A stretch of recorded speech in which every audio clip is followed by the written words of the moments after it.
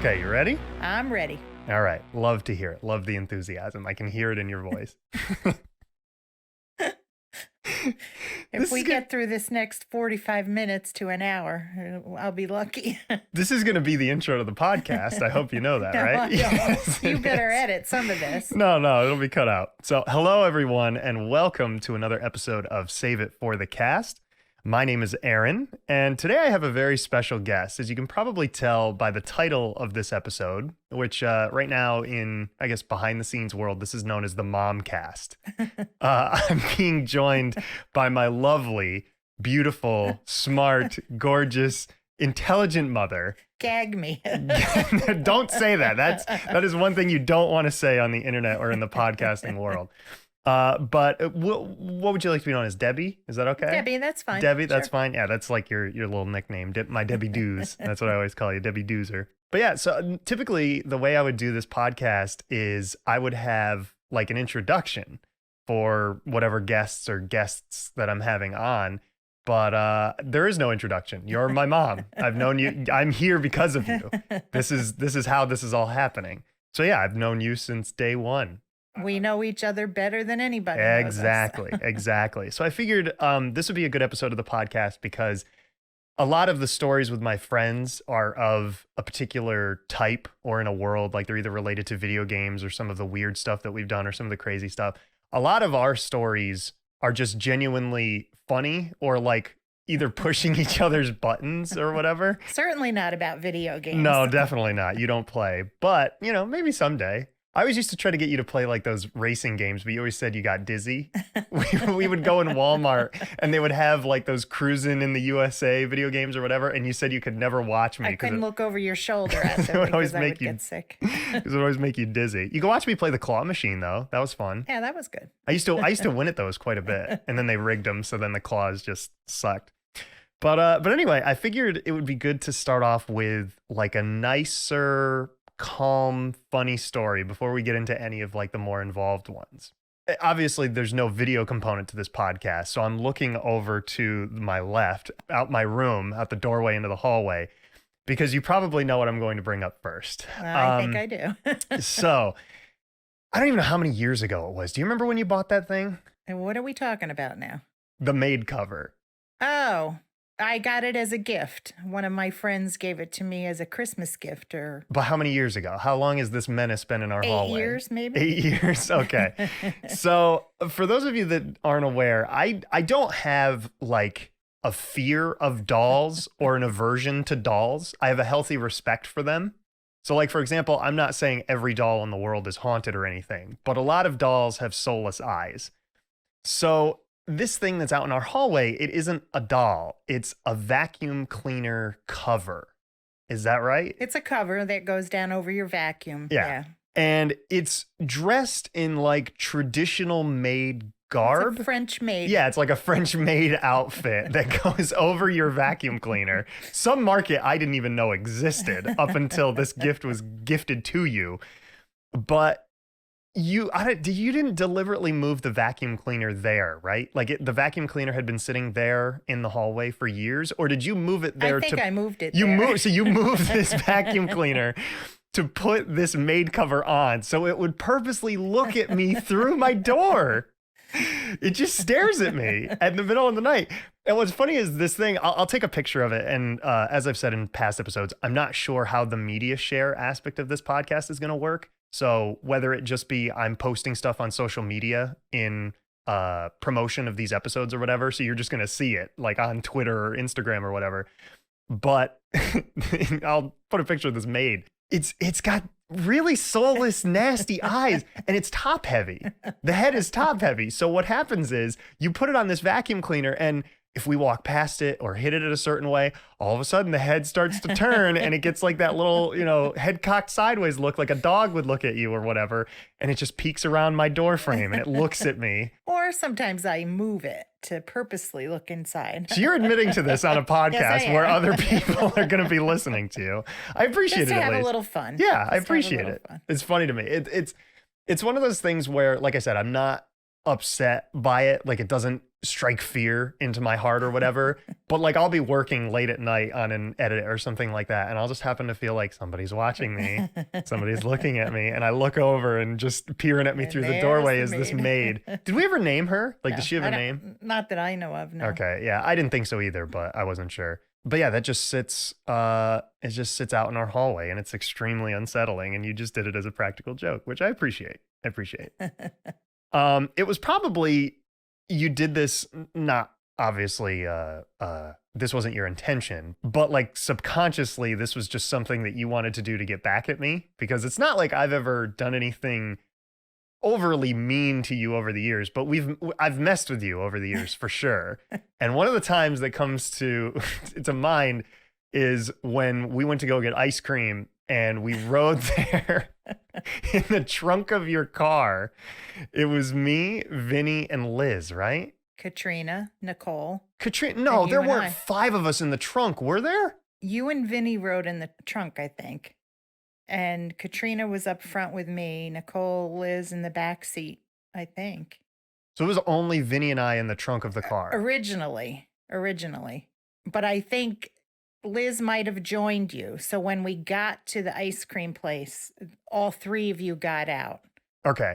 Well, let's start the story over before we get too far ahead of ourselves. So you have had an affiliation for certain cars over the years. Like a lot of your cars have been of similar make and model when you bought them, like at times in your Usually life. Small economical cars that I had the smallest one in the neighborhood, and I took you kids the most. No, but I mean, like, we discovered this when you got your Nissan. It was the black Nissan, Correct, right? yep. Yeah. So you used to drive Nissans a lot. Like you had, Yep. what was it, 3 or 4 in a row or something Mhm. like that? I think it was 3. But we discovered one day, it was probably on a trip to like or something, where we were just out and about, and we noticed on the back seat of your car, there were these levers or like this thing that you could just pull, and it would open up, like you could fold the back seats down if you needed to like put something in the trunk that was big and make more room or whatever. Right. Well, we as kids took that as an opportunity to have a little bit of fun, and we opened it up, and we quickly discovered we could like shimmy ourselves forward so we could fold the seats down and then crawl back into the trunk of the car and just ride around in the trunk of the car. Like, why not? Which was not legal even then. I mean, it was fun. Yeah, it was fun. But essentially, what we ended up doing one day was we got it in our heads that we wanted to ride in the trunk to go get ice cream. There's a very, very popular ice cream stand near where we live. And Well, I had too many kids to put in the car. So I think you and Vinny decided you were Oh. going to go in the trunk. that's true. And I said, just don't make a big deal of it when we get there. I think the plan was for you to shimmy up to the back seat and then get out. And we were going to just eat our ice cream and then go and just not make a big deal. I think that's what you wanted us to Right. do. You wanted us to go out through the back seat. But what we ended up doing was, I think there was a lever in the trunk You that could you open could the pull. trunk. Yeah, so we may have pulled this emergency lever and we got out, and you were like, okay, now nobody make a big deal. And here we are, just a bunch of kids just running out of this trunk screaming just to go get ice cream. We were happy kids. We just wanted ice cream. And And it was fun, but yeah, it was a lot of fun. shouldn't have been doing it. And that was one story we never told your father. No, I mean, we shouldn't have been doing a lot of stuff, but did he ever know about the inner tube story? I don't know. Probably not. I don't think he would have, because he definitely wouldn't have approved of it. So growing up, just for those of you that don't know anything about my dad, he used to do a lot of stuff. He used to drag race cars. He used to have a plane, so he used to fly a plane. He used to Had a boat. yeah, he had a boat, he had a motorcycle. There was a lot of stuff that he ended up doing over the years for entertainment, whether it was the safest thing at the time or not.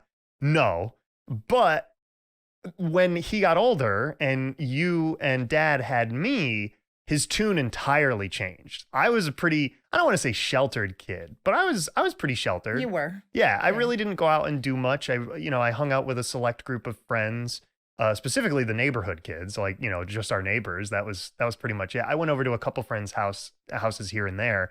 I never had a go-kart. I never had a dirt bike. I never had any of that. I wanted to, and I really, really wanted to, but any other toy that I had or whatever, like, our neighbors always had snowmobiles, or, so I would hitch a ride on a snowmobile or whatever. And I don't think he would mind that. He didn't mind that, no, but he didn't, I think he was beyond a certain point in his life. He didn't want to go out and snowmobile or go out and dirt bike. Although we did talk about the dirt bikes a little bit, or the four-wheel.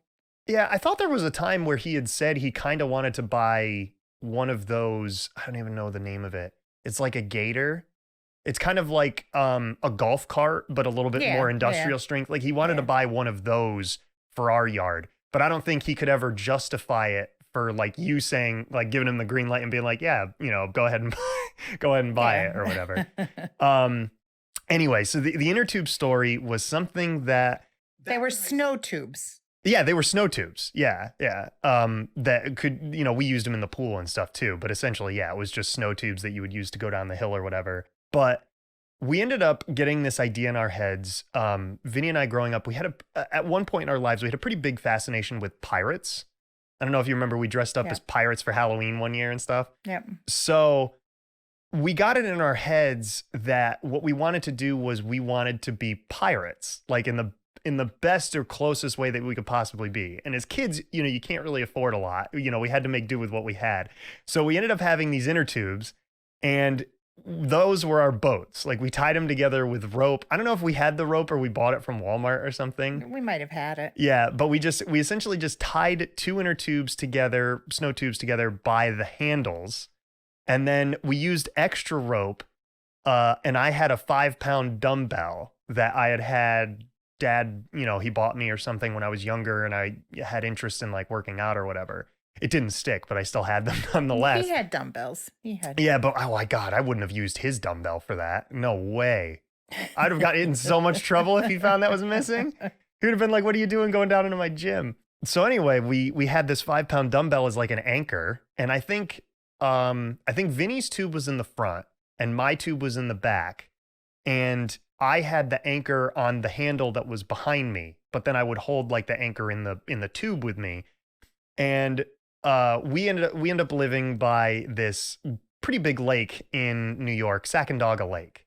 And there's a boat launch on the one end of the lake. There's probably multiple docks and points you can launch your boat from and stuff. But there was one specifically near a beach that we would always go to when we were kids and stuff.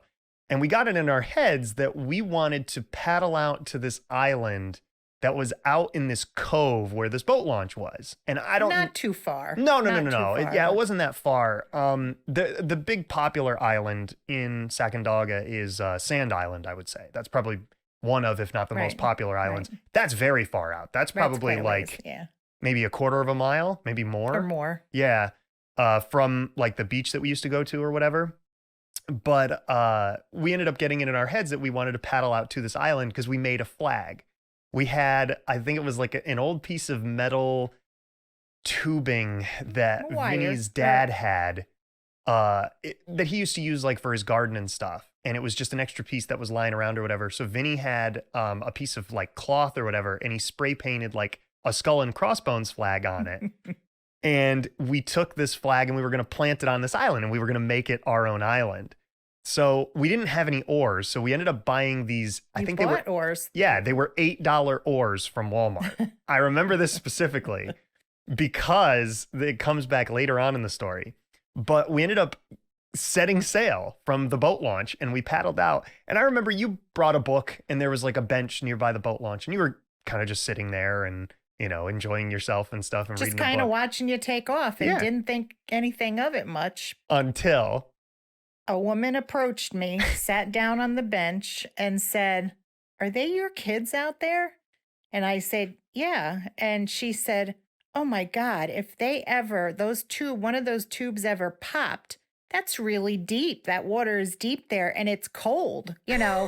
I was scared to death. Well, and it was the burden of knowledge. Yeah. She had put that on you and put that in your head that we weren't going to be okay, or if we... At that particular ride, you didn't have life jackets on. Correct.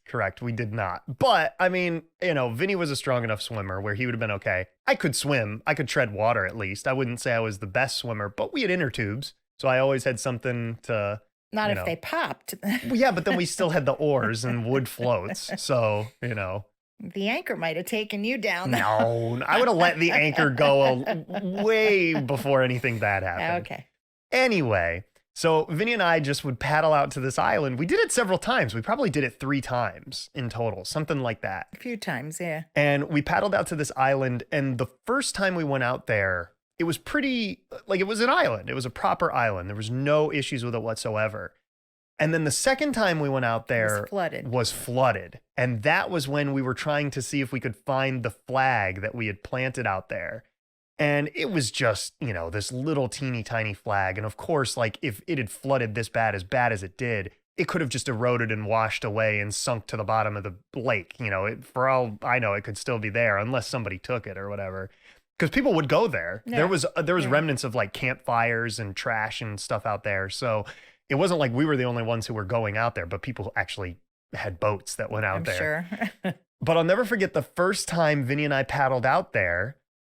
We were just kind of exploring the island. We did it together. And then at one point, like, we split up and we were kind of like on different ends of the island, seeing like what we could find or whatever. And I remember we took our paddles with us and we just had the tubes sitting where we were. And I think what we did was we put the anchor down in the water, but then we also like put the handle, like the front handle of the tube, on a branch so it wouldn't also float away.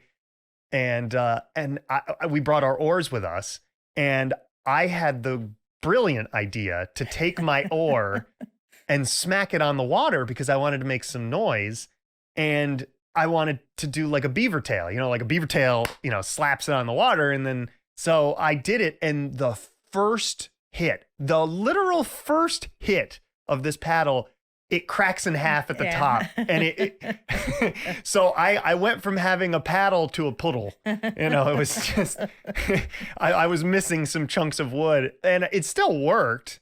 It wasn't like it hindered me being able to like paddle back to shore, but it just wasn't as efficient as it could have been. But yeah, it was a little embarrassing, but it was a lot of fun. It was fun. It was a lot of fun. I wanted to kind of tell the story, that particular story, for when Vinny was on the podcast too, but I figured it would be an interesting one to tell from your perspective of somebody who is a mom sitting by idly on the shore. And I just sat idly by the shore. I never went to the island. Do you remember what book you were reading? No. No, not at all. Danielle Steele, probably. Danielle Steele. There was one other time I probably scared the shit out of you that comes to mind more than any other. And it was when you and I went to the store. Specifically, I think it was the mall. And I used to like to hide in, and I think any kid does, but kids like to hide in the middle of like those clothing. You were underneath a clothing rack. Yeah. So it was. However, Dad, Grandma, and I were looking for clothes. You didn't say you were going to hide, nor did I say, do you want to play hide and seek? No, I know. You just hid. Yeah, I just took it upon myself to start this game of hide and seek or whatever. And we couldn't find you. We were like, Aaron, where are you? And yelling and looking around, and we all panicked, but I took off. We were in Sears, and it was like at the other end of the mall where I thought you might have headed. Well, yeah, you took off running. Although I don't know why I would have thought you would have just taken off on your own, but I took off I think there was probably a desk where you could inquire as to, the security guard, or to see if anybody, found a missing child, or to see if I could find you. And then I hightailed it back, and I saw the clothing rack move, and you were underneath, and happy as a clam. Yeah. Oh, yeah. I hid really well from Mommy. Well, that wasn't my goal to scare you. I just wanted to play hide and go seek. No, you were just playing hide and seek, but I didn't know that. How old was I? 3? 4? No, you were probably 4 or 5, maybe.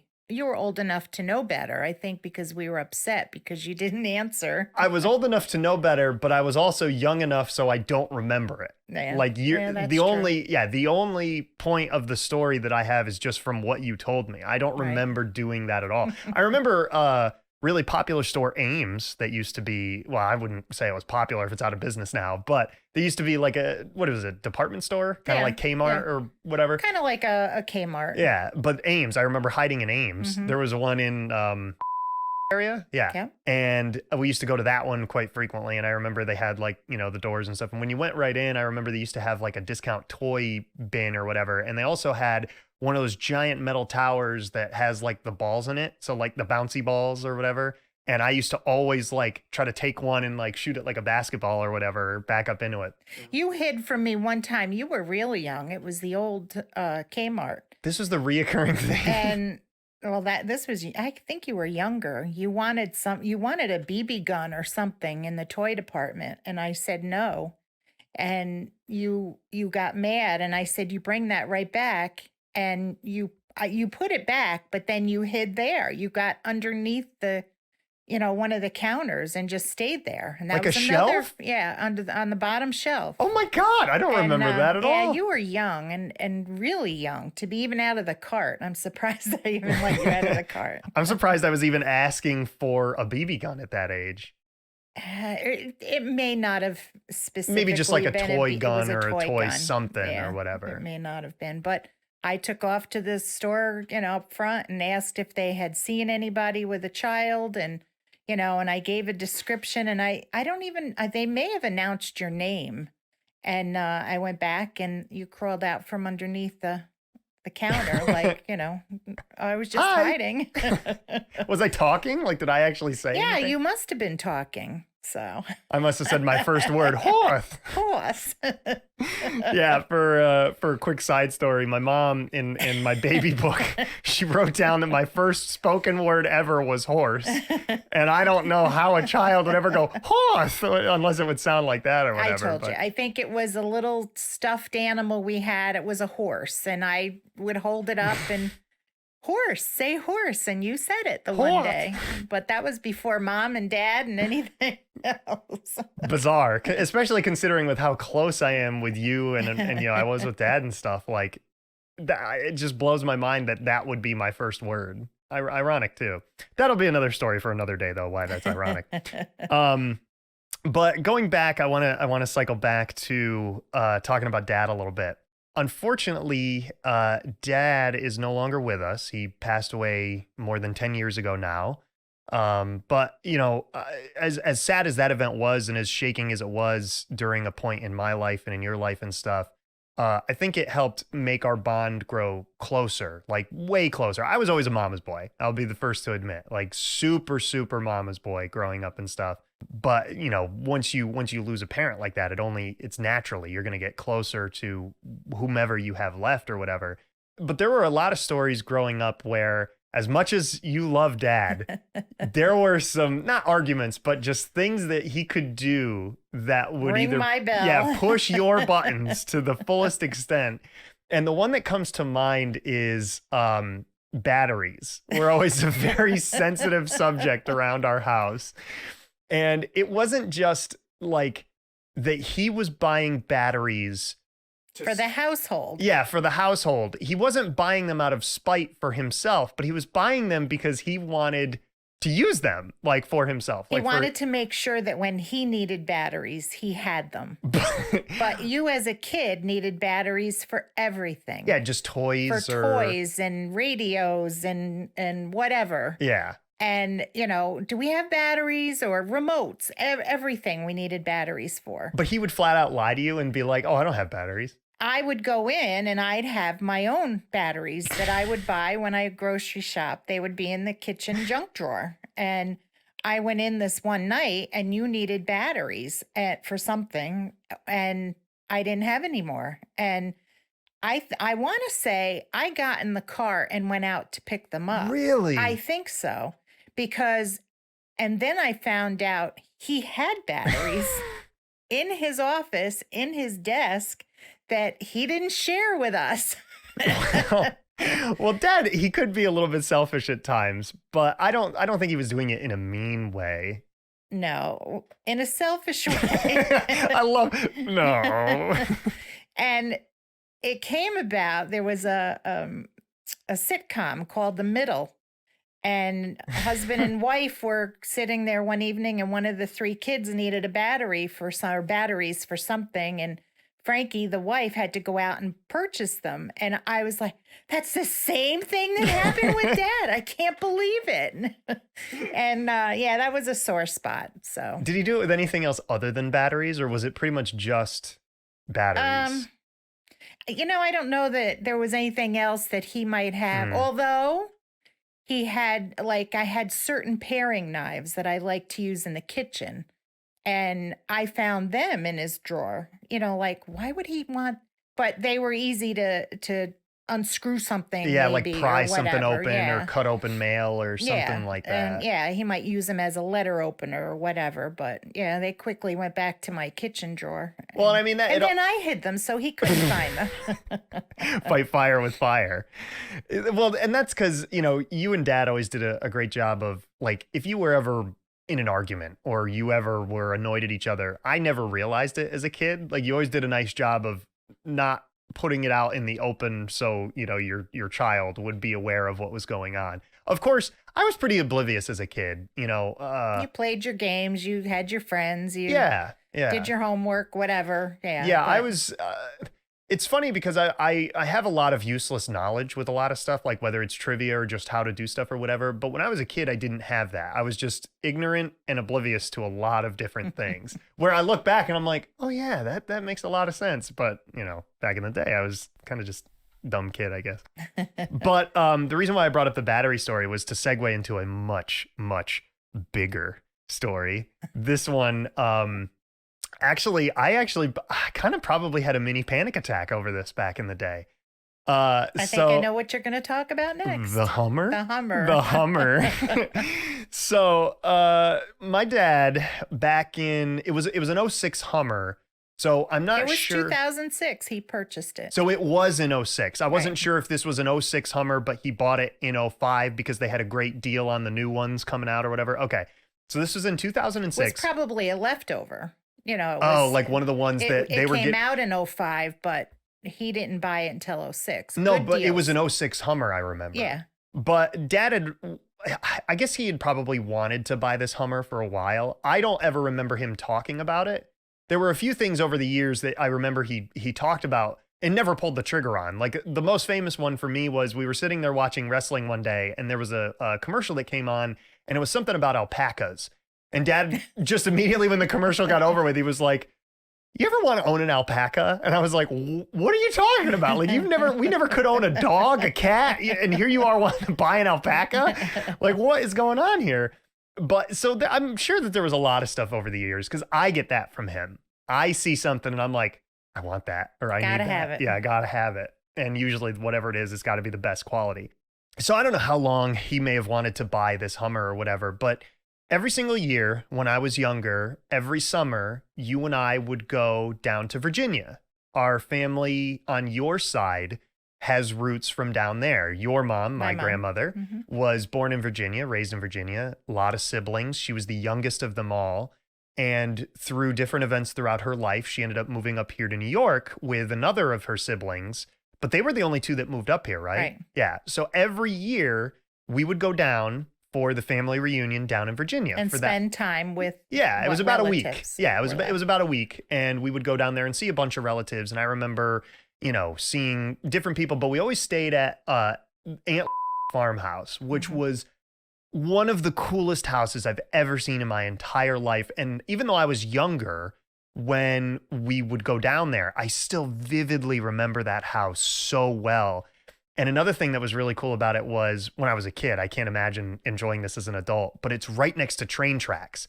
So you'd be sleeping at 2 a.m. and all of a sudden the house would just start to shake and rumble and you just hear woo, woo, train coming down the tracks. The bells ringing and but one year we went down for the family reunion, just a typical family reunion trip. We stayed in the hotel this year, and then we called Dad one night. I don't remember. We talked to him just about every day, probably while we were gone. We would usually call him at like 9 o'clock at night, right? Yeah, that was our time to talk, whether we were on, vacation, like at this family reunion, or we were at grandma's or whatever. But we would call him, and I remember he said he had a surprise for us.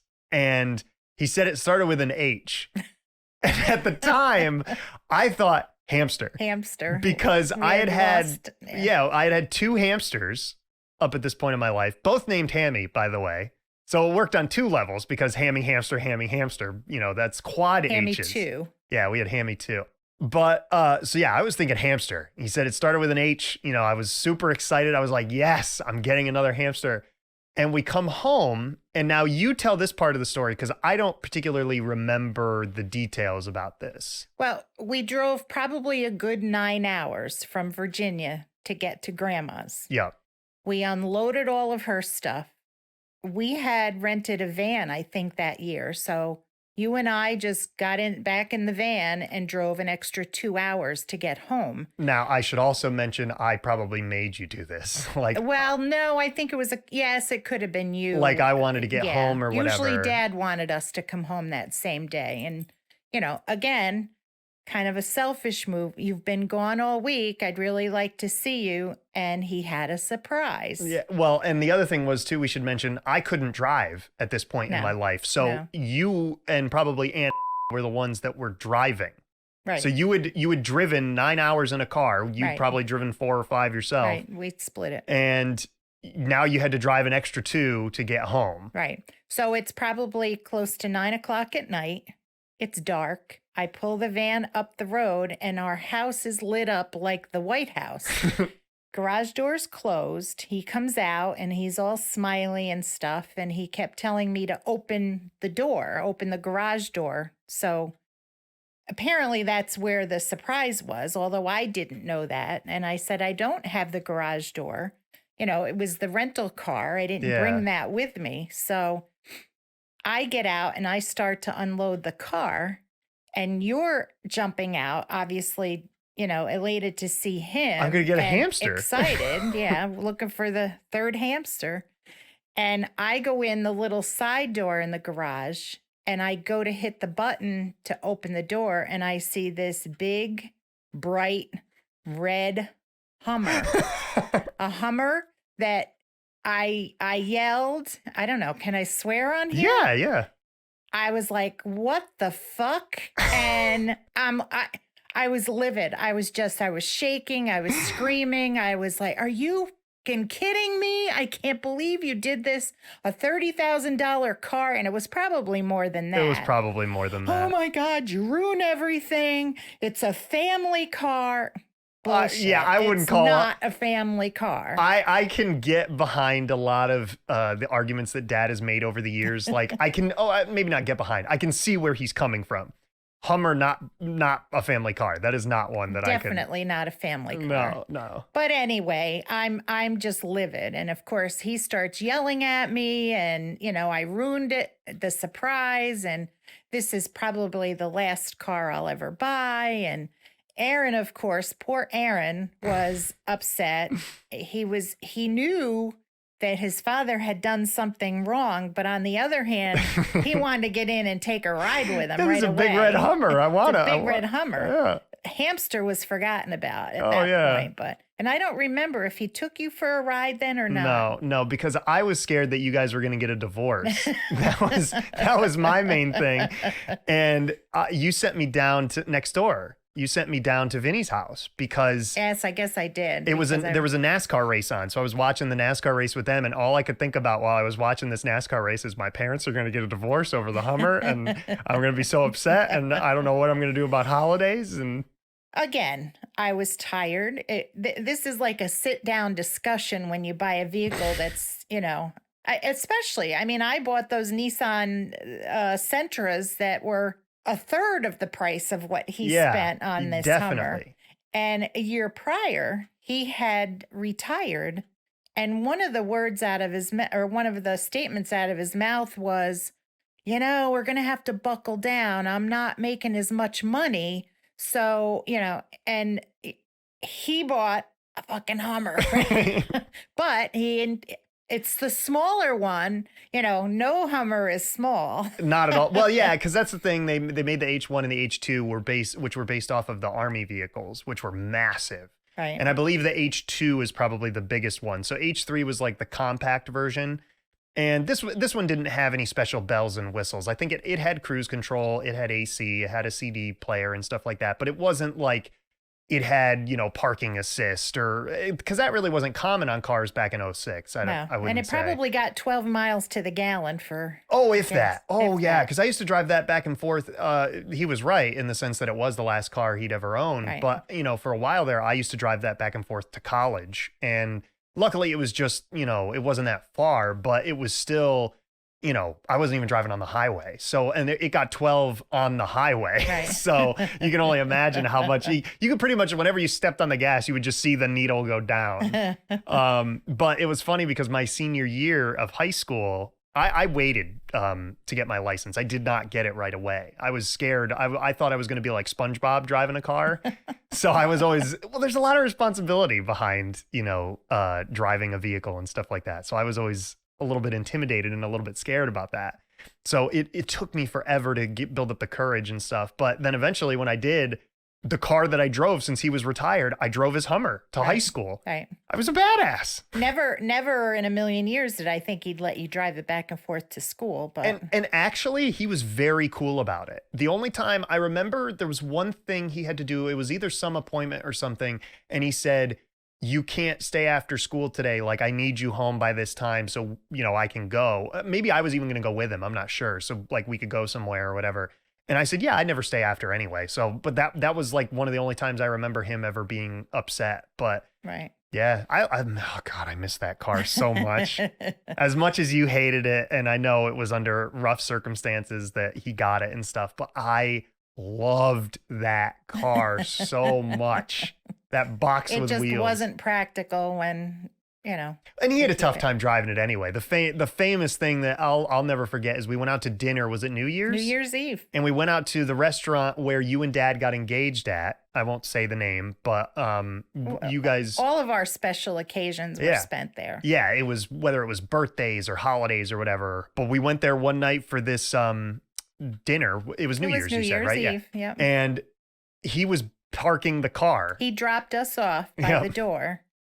And he was going to park the car, and he didn't come in, and he didn't come in, and he didn't come in. And I think I sent you out to see what was going on. And he was walking back from the car at that point. And we were like, where were you? Like, we're waiting for you. Like the waiters come by or the waitress has come by and going to take our order. Like, we were wondering where you were. And he ended up hitting somebody else's car. Like, he ended up backing into something. But it wasn't like it only damaged the insert on like the trailer hitch on the back of the car, right? I don't ever remember him like saying, oh, he damaged the bumper or whatever. No, I don't think so. Yeah, it was just, there was like this insert where you could fit, like if you wanted to tow a camper or like a U-Haul thing or whatever. And it had an insert where it was like a belt buckle for a car essentially. And it would just go on the back of this, bumper on this Hummer. And it actually said like H3 or Hummer or something like that. And what took so long was the fact he found the woman who owned the vehicle that he hit. Yeah, yeah. But interacted with her. It was much too big of a car for him. I learned how to parallel park in that thing. I used to parallel park with that on our road. Like I would just practice with your car and his car, or I would just practice like with, I would draw lines on the road or whatever, and I could parallel park with a Hummer. I was very proud about that. It was a lot of fun. I miss that car. Well, anyway, we're quickly approaching the 40-minute mark. Right here. And I know that this hasn't been probably your favorite experience, but it was much better than I thought it was going to be. Yeah, it's just us having a conversation. Fun. It was fun. And I'm sorry if I, dominated the conversation or whatever, but I know that you weren't super comfortable about appearing on it. So I wanted to make sure that I could guide you and, you would be okay with your first time on the podcast. And who knows? Maybe we'll get you on for another episode someday. Maybe I will. But I figured what we could do is we could end on more of a wholesome story. Seeing as, this was something that you and Dad actually did together years ago. So we won't end on like a, bad dad story with, you and him arguing over this car or whatever. But you and Dad went to go see different musical artists over the years. And what were some of your favorite shows that you've ever been to? Kenny Rogers was probably my best. Rod Stewart, we saw Rod Stewart. We took Bob's mother to see Engelbert Humperdinck. And actually, he put on a terrific concert. I do remember you talking about that show and how that was actually one of the best shows you probably had ever been to. Right. Now, that Kenny Rogers show, was he by himself or with Dolly? Kenny Rogers, the first couple times we went, he was by himself. Eddie Rabbit was with him at one point, and Sawyer Brown. Eddie Rabbit? Eddie Rabbit? Yeah. I don't even know who that is. Sawyer Brown. And then the last concert, I was pregnant with you, and we went to see Kenny Rogers down in Albany, and Dolly was with him. Oh, okay. So, yeah. So it was kind of like a 2-for-1 show. You got to see Kenny, he got to see Dolly. He got to see Dolly, yeah. So, but one of the things that I always thought about when I was younger and I got older and I had the chance to have my own job, have my own disposable income and stuff, one of my biggest loves in life is music. I love music. I love listening to music. I probably listen to music every single day of my life, whether it's when I first wake up, before I go to bed, throughout the day, while I'm editing, while I'm working. Like I'm always listening to music, and it's typically a couple different genres or whatever. But I always felt bad because you have different hobbies that you like to do, but you don't have anything that you're super passionate about, right, like I am when it comes to different things. So I always wanted to make sure I could try to give you a gift that I could just see something that you were passionate about. So one year I got it in my head that we were going to go see Kenny Rogers, and we went with your sister, my aunt, to go see him out in, it was like Binghamton. And it was, a good show. It was outside, but the problem was we were kind of so far back, and the PA, like the loudspeakers, weren't that great at all. And he put on a decent show for as old as he was, but it just wasn't like how, if that was going to be your last show with Kenny Rogers, I didn't want you to remember him like that at that particular show. So I did some research and I found that Kenny Rogers was going up to Turning Stone, which is a very popular casino up in New York. It's out in like Western kind of New York. So we ended up going to this show, and I bought you and I meet and greet tickets so you could meet Kenny Rogers. And I remember we got there, and I had been to the casino a bunch, and you had been maybe once? Just once. And I think we met the neighbors' kids there and just went to a couple shops. Didn't even really gamble, I think. Well, yeah. Yeah. But you and I, when we went to this Kenny Rogers show, we ended up gambling afterwards. Right. But this was, essentially your second time there. I had been there a bunch at this point because I used to be a little gambler. But we ended up going to this show, and we really didn't know where to go. And we had ended up seeing somebody like who worked at the casino or whatever. And we knew kind of where we had to wait. But with these specific meet and greet tickets, like you meet him before the show. So, we weren't going to get in line to get our seats to get in the show. Like we had to be somewhere else. So eventually we found out where we needed to go and stuff. And we ended up going, it was backstage, right? Because it was an entire experience where you could go up on stage, have your picture taken in front of like the set and stuff like that. And we still have those pictures and stuff, but we ended up going to the backstage area, and all of a sudden they were like, all right, like ready, like let's bring Kenny in or whatever. So he comes in on a Rascal, like it was essentially like a scooter, like, just this sit down wheelchair type scooter type thing. And he just comes speeding in, and I have never seen you have that big of a grin on your face, because Kenny is your favorite musical artist. And, you were getting the chance to actually meet him after all these years. And we actually got our picture taken with him. Yeah, we have that picture. It's up on our fireplace, right? Yeah. We have 3 pictures. And it's funny, because what did you say to him when it was our turn to meet him, you got to meet him first, like you went up first. And I oh my God, I've been waiting for this for years. And he said, so have I. And it's funny because you hate having your picture taken, just like a lot of people do. But I have never seen you have the biggest grin on your face other than in that picture. And in that moment, it didn't matter. It was the greatest experience, despite the fact that he was winding down with his career. And he was older, Yeah. And I mean, we got to be front row for the show. So that was a better experience. It was indoors, so the acoustics were a lot better. Yeah. And I forget what the name of the other artist that he had with him or whatever. Was it Gretchen or was it? No, young girl. Yeah, I forget. Davis. Gina Davis. No, I it don't wasn't know. Gina. But anyway, so it was a great show though. She, helped carry him through some of like the songs or whatever that, he needed help on or whatever. But Linda Davis. That was it. Good memory. But yeah, it was a great show. Even though I wasn't like the biggest fan of Kenny Rogers, just to be able to see you experience that. It was a lot of fun. Yeah. It was a lot of fun. By far and away, it was one of the coolest gifts I'll ever be able to give you. And, I'm glad you got to experience something that a very expensive gift. Nah, it wasn't that bad. But it was just something that like you can't put a price on that. And as somebody who loves music, and that's something that really, I resonate with, and it gets me, through a lot of good and bad times and stuff, to see you have that good of an experience with it. It was a lot of fun. It was a lot of fun. Yeah. Well, we've about reached that time. So we have made it to the end of the podcast. Whew. So thank you, my dearest mother, for joining me on this episode of Save It for the Cast. You're welcome.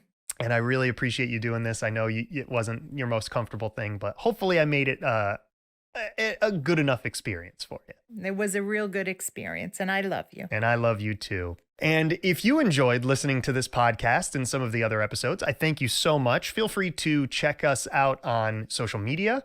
My friends and I try to do this podcast as often as we can. This episode will be a part of season 1, which I want to have be around 10 episodes or so.